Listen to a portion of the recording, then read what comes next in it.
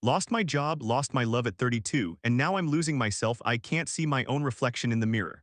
My girlfriend's passport expires soon, and she said there's little affection left. Can I turn my life around before I lose her for good? This is my first time posting, and I have a lengthy story to share.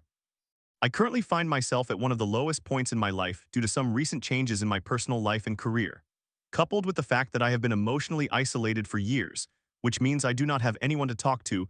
I understand that the interpretation of my situation will depend on the context I provide. However, this is the first occasion on which I have ever posted anything on any social media platform. I will do my best to convey my story as clearly and concisely as possible. Please feel free to express your opinions. Career. I was an immigrant who moved from Hong Kong to Canada 17 years ago because my family declared bankruptcy back home. I struggled academically due to cultural shock and retreated into the world of video games, where I could still cling to a sense of familiarity while navigating an unfamiliar environment. As a result, I never officially graduated from high school, and although I was fortunate to have access to post-secondary education, I was unable to obtain a degree because I was juggling two part-time jobs to cover my own tuition while also being involved in an unstable relationship. As my program came to a close, so did my relationship. My partner at the time cheated on me because she felt the need to find a stable partner to secure her future. Honestly, I understand and cannot blame her, but I was 21 and she was 20. The way that relationship ended, along with several other factors, contributed to my emotional isolation, which I will explain shortly. From my past experiences, I learned that good things will only happen if I focus on self-improvement. I began working out and seeking jobs that would either enhance my resume or provide me with transferable skills. Around 2015, I started working at a local hospital as a patient food service worker. I also took jobs at Starbucks and Joey Restaurant to support myself financially. I dedicated all my attention to work and the gym. My life turned into a cycle of work, gym, bed, and repeat. I had no full days off and no romantic relationships, but I remained socially active. Fast forward 5 years to 2020. I had gained a significant amount of lean muscle mass, and according to my peers, people complimented my physique everywhere I went, even when I got vaccinated. Career-wise, I progressed from delivering trays to patients to becoming a supply coordinator and eventually a purchasing officer. Although both positions were within the same department, I felt a sense of pride in my achievements despite my significant mistake of neglecting my academics. That was also when my current relationship began. Since the relationship is not the primary focus of this section, I will save that for the next section. At the start of 2024, I accepted an opportunity to work for the federal government. It offered decent pay and was mainly a remote job. Coincidentally, my car was totaled around the end of 2024 on December 21. The timing seemed perfect, as it would mark a significant increase in my annual income if I passed a one-year probation period. This probation period consists of 3 main phases, and one must prove their competence by achieving a specific score in each phase.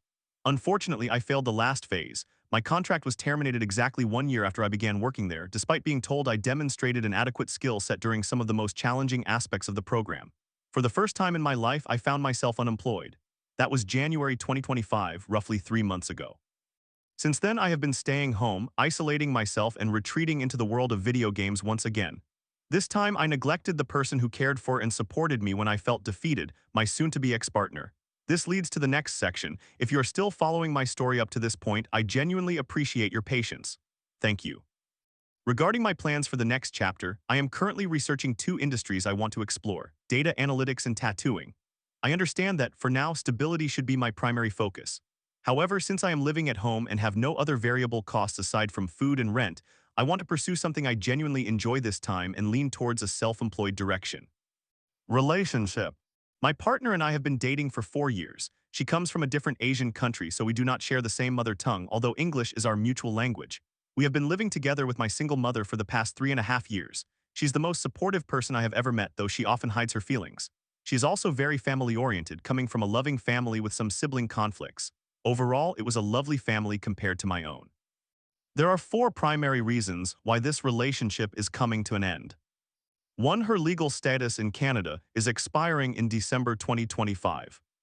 2. The relationship between her and my mother, as well as sometimes with me. 3. My financial instability due to job loss combined with a lack of motivation over the past 3 months. 4. She believes the opportunity cost of our relationship is high, especially since she is only 24. Elaborations. 1. Her visitor status is coming to an end, as is her passport. It can reportedly take anywhere from 3 to 12 months to renew her passport, which means she will have to leave the country in 7 months, regardless of the other reasons listed below. 2. I have a very complicated relationship with my family. My parents divorced in 2019 and my father moved abroad. I moved out between 2012 and 2015 but returned to live with my parents in 2016. I decided to stay with my mother after the divorce to help her with the mortgage and save on rent. Essentially, domestic violence tore our family apart, and since I can remember, I have avoided communication with both parents altogether. My partner, as an extension of me, suffers from the same treatment I experienced in my mother's household. In fact, my other ex-partner shared the same sentiment while she briefly stayed at my parents' place. Between my partner and me, I would like to believe we were mostly compatible, except for a few major issues mentioned throughout this post. I have a combined type A and C personality. The more I care, the easier it is for me to become frustrated about certain matters I consider important. She has a combined type A and B personality, hence the conflict regarding her expiring legal status. On multiple occasions, our conversations have led to undesirable outcomes due to my directness and ineffective communication style, which have had lasting impacts on our relationship that require amendment. 3. I will not play the victim in this story. I feel like a loser and I cannot see my own reflection in the mirror. I took advantage of my loving partner over the last 3 months since I lost my job, granting myself an unrealistic grace period at her expense. I have repeatedly broken promises, transitioning from a 1-month break to 2 months and now 3 months. I would feel disgusted with myself if I were in her position. Now that her status is expiring, and with the chance of continuing our relationship looking uncertain, she is choosing to end it, believing she may have a better life without me back home. The truth hurts, and I deserve it. We are currently discussing how to proceed with our separation since we still have 7 months remaining. For the record, our conversations on this matter have been calm and mature. However, I am torn between ending the relationship quickly or doing everything I can to make up for the time I mistreated her during the remaining time we have. I understand that this will not make it any easier when the time comes, but I cannot help but think about how to conclude a relationship I treasured with such disappointment. I know I would be selfish if I kept her without allowing her to see it through. I suggested we could spend a couple of months for me to repent for my mistakes.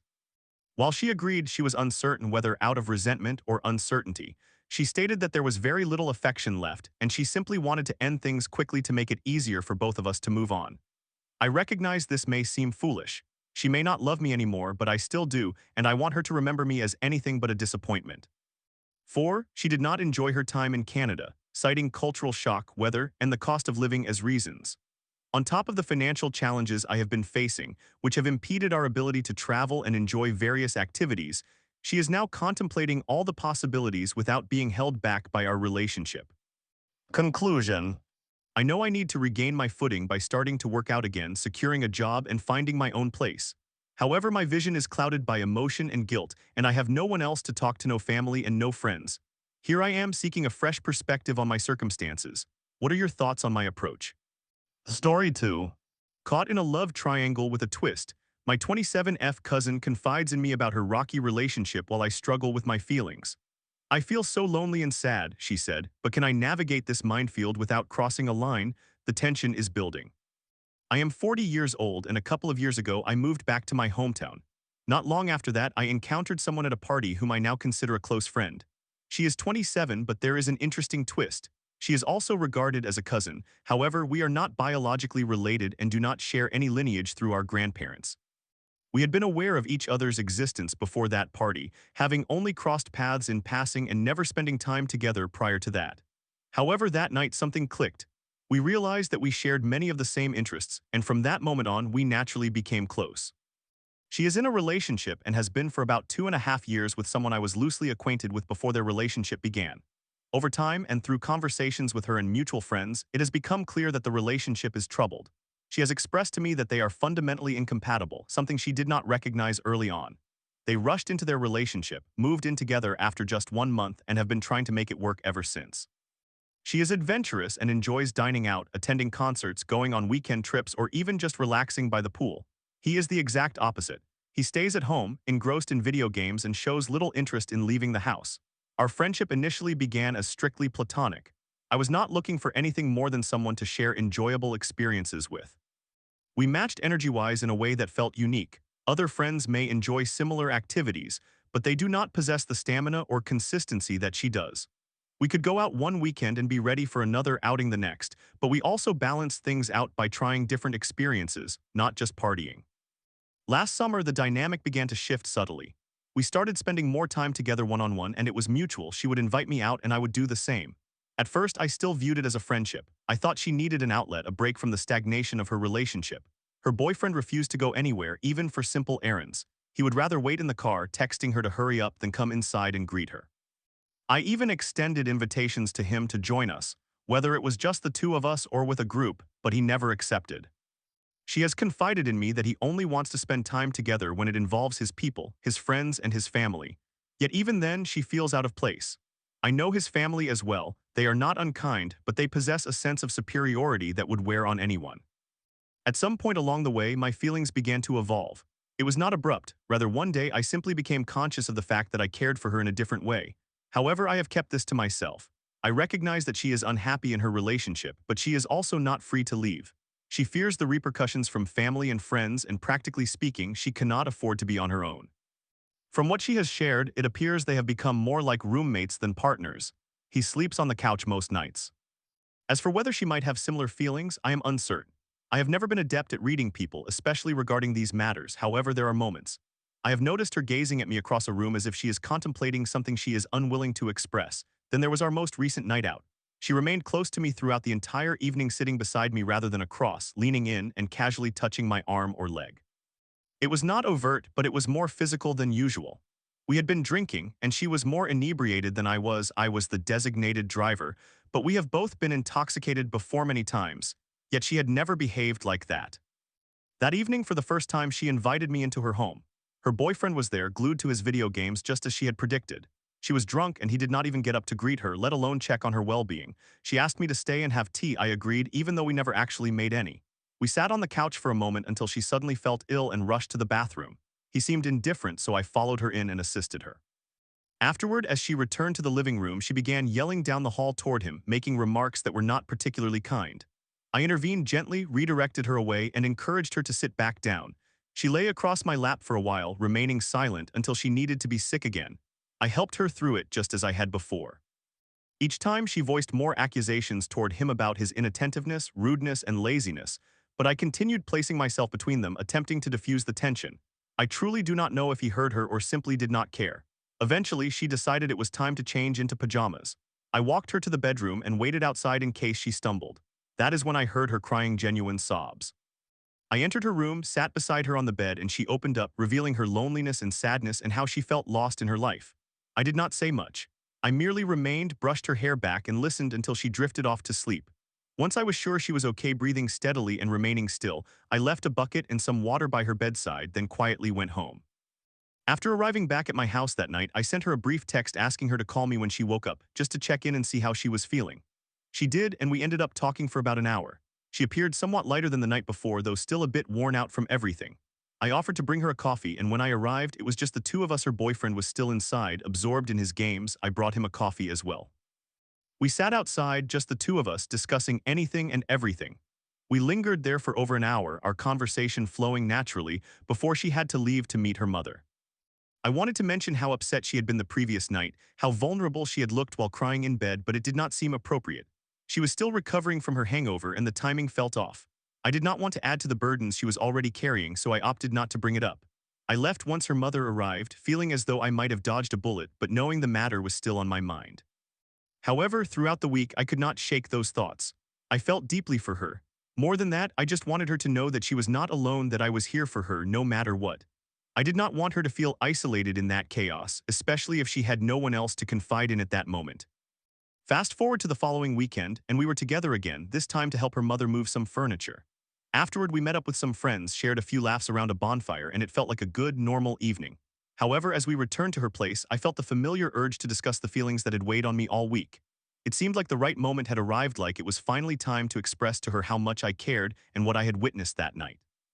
In hindsight, though, I realize it may not have been the best moment. As we approached her house, I turned to her and said, "I wanted to tell you that night when I saw you crying in bed, how sad and alone you seemed and how much I wanted to be there for you. I just didn't want you to feel that you were bearing that alone." She did not shut down or resist my words. She seemed to absorb what I said, nodded, and expressed gratitude for my honesty, yet I think I caught her off guard.